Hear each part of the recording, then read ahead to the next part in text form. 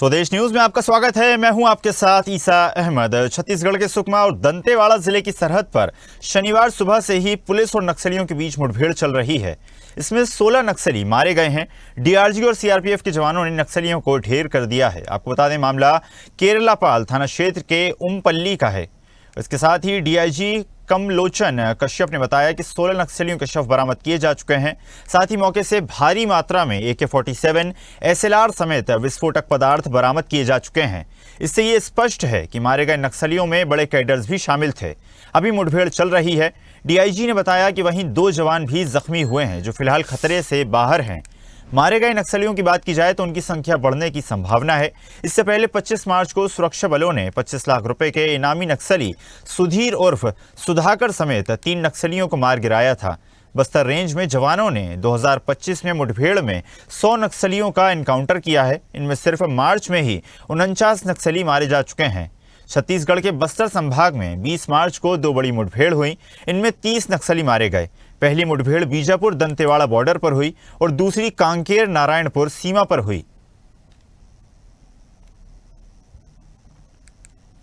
तो लगातार मुठभेड़ का जो सिलसिला है वो जारी है। डीआरजी और सीआरपीएफ के जवान नक्सलियों को लगातार ढेर कर रहे हैं। आपको बता दें, 16 नक्सली फिलहाल मारे जा चुके हैं और ये संख्या लगातार बढ़ती जा रही है। आपको बता दें, 2025 में बड़ी संख्या में नक्सलियों को खत्म करने का जो सिलसिला है वो जारी है। नक्सलवाद का दंश समाप्त करने की सरकार की कोशिश है। छत्तीसगढ़ से 2026 तक नक्सलवाद को समाप्त करने का प्रयास सरकार द्वारा किया जा रहा है। ये तस्वीरें आपको दिखा रहे हैं, जहां पर बड़ी संख्या में नक्सलियों को एक स्थान से दूसरे स्थान। थाना क्षेत्र अंतर्गत गोगुंडावा इलाके में जो मुठभेड़ हुई है, 16 नक्सलियों के शव बरामद किए गए हैं। इसमें AK-47 SLR इंसा जैसे काफी भारी मात्रा में हथियार बरामद किए गए हैं।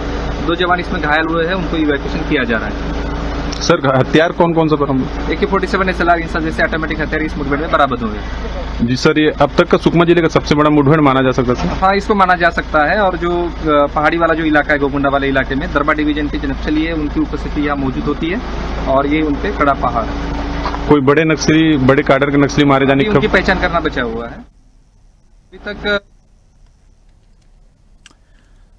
तो सुना आपने किस तरह से लगातार अभियान जारी है और मुठभेड़ में 1000 से ज्यादा जवान शामिल हुए। हालांकि 2 जवान भी गंभीर रूप से घायल हुए, लेकिन एक बड़ी सफलता यहां पर सुरक्षा बलों को हासिल हुई है, चूंकि 16 नक्सलियों के मारे जाने की खबर है और यह आंकड़ा लगातार बढ़ता जा रहा है। आपको बता दें कि लगातार ऑपरेशन के माध्यम से नक्सलियों को रोका जा रहा है।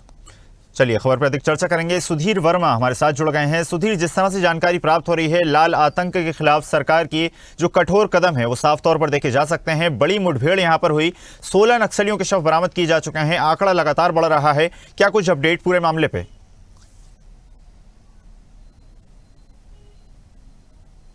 हाँ जी बिल्कुल ईशा, जिस प्रकार से लाल आतंक के खिलाफ सुरक्षा बल और साथ ही साथ प्रदेश की शायद सरकार कहीं ना कहीं लड़ाई का जो दौर है वो एक बार फिर से शुरू है। और इससे पहले भी नक्सलवाद के खिलाफ तमाम कार्रवाइयाँ की गई और आज एक बार फिर से बताना चाहूँ कि सुकमा के थाना केरलापाल क्षेत्र में एक फिर से नक्सली मुठभेड़ देखने के लिए मिली, जहाँ सुरक्षा बलों ने 16 नक्सलियों को ढेर किया है। बता देना चाहूँगा, डीआरजी और सीआरपीएफ की टीम ने संयुक्त टीम बनाकर सुबह 8 बजे से ही सर्च ऑपरेशन चलाया गया था। सर्च ऑपरेशन के दौरान नक्सली इस क्षेत्र में छुपे होने की आशंका थी, जहाँ पर सुरक्षा बलों और नक्सलियों के बीच मुठभेड़।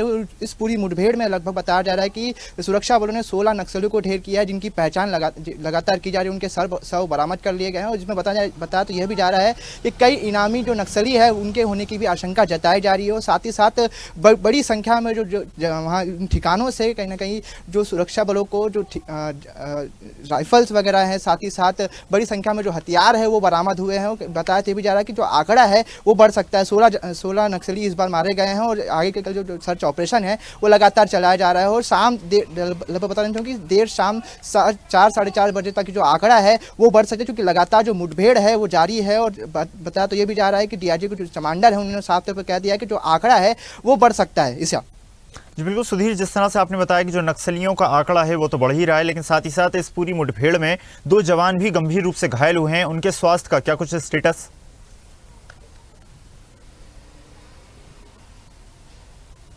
जी बिल्कुल ईर्षा, जिस प्रकार से जो कार्रवाई हुई है उसमें 2 डीआरजी के जो जवान हैं वो सामान्य रूप से घायल हुए हैं। कोई बड़ी गंभीर चोट उन्हें नहीं आई है, जिसको लेकर के जिला अस्पताल उन्हें रेफर कर दिया गया है। परंतु इस पूरी कार्रवाई में सुरक्षा बलों को एक बार फिर से बड़ी सफलता मिली है। और बता देना चाहूँ कि सुकमा जिले की सबसे बड़ी कार्रवाई है, जिसमें बता देना चाहूँ कि 16 नक्सली एक बार फिर से सुरक्षा बलों ने ढेर किए हैं। मैं बताना चाहूँगा कि लगातार जो कार्रवाइयाँ हैं वो सुरक्षा बलों की जारी है। बस्तर को कहीं ना कहीं नक्सल मुक्त बनाने को लेकर के लगातार जो सुरक्षा बल है वो कार्रवाई में जुटी हुई हैं। और जिस प्रकार से अमित शाह का जो विजन था नक्सल मुक्त छत्तीसगढ़ 2026 का, उसको लेकर सुरक्षा बल साथ ही साथ प्रदेश की शायद सरकार उसको कहीं ना कहीं आगे बढ़ते हुए नजर भी आ रही है। और इससे पहले बताना चाहूँ कि 4 तारीख को अमित शाह छत्तीसगढ़ के दौरे पर आने वाले, उससे पहले एक बड़ी कार्रवाई कहीं ना कहीं सुरक्षा बलों की एक बार फिर से देखने को मिली है।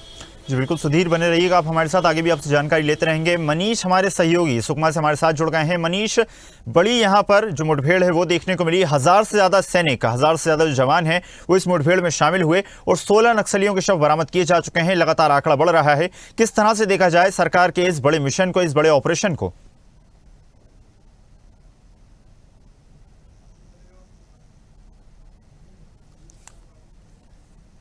जी मनीष, लौटूंगा मैं आपके पास। फिलहाल एक बार फिर रुख करते हैं। सुधीर हमारे सहयोगी लगातार हमारे साथ जुड़े हुए हैं। सुधीर, जिस तरह से आपने बताया कि बड़ी संख्या में यहाँ पर जो नक्सलियों के शव हैं वो बरामद किए गए हैं, 2 जो जवान हैं वो भी गंभीर रूप से घायल हुए हैं। लेकिन बात की जाए अगर हथियारों की, जो इस ऑपरेशन के बाद बरामद किए गए हैं, माना जा रहा है कि बड़ी संख्या में हथियार बरामद हुए, जिनमें काफ़ी स्पेशल वेपन्स भी शामिल हैं।